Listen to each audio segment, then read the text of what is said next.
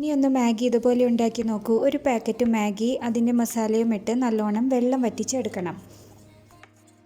ഇനി ഒരു ഗ്ലാസ്സിലേക്ക് 2 മുട്ട പൊട്ടിച്ചൊഴിച്ച് 1 ടേബിൾ സ്പൂൺ സബോള അരിഞ്ഞത്, 1 ടേബിൾ സ്പൂൺ ക്യാരറ്റ് നീളത്തിൽ അരിഞ്ഞത്, 1 ടേബിൾ സ്പൂൺ ക്യാപ്സിക്കം അരിഞ്ഞത്, 1 ഗ്രീൻ ചില്ലി അരിഞ്ഞത്, 1 ടേബിൾ സ്പൂൺ മല്ലിയില, 1 സ്പൂൺ ഇഞ്ചി ചെറുതായി അരിഞ്ഞത്, 1/4 ടീസ്പൂൺ മഞ്ഞൾപ്പൊടി, 1/4 ടീസ്പൂൺ മുളക് പൊടി ഇവയെല്ലാം നന്നായി മിക്സ് ചെയ്ത് വെളിച്ചെണ്ണ ഒഴിച്ച് അതിലേക്ക് ഇട്ട് ഓംലേറ്റ് ഉണ്ടാക്കി അതിലേക്ക് നമ്മൾ നേരത്തെ വേവിച്ച് വെച്ച മാഗി ഇട്ട് അത് മടക്കിയെടുത്ത് 1 മിനിറ്റ് നേരം വേവിച്ചെടുത്ത് കഴിഞ്ഞാൽ നമ്മുടെ മാഗി ഓംലേറ്റ് റെഡി.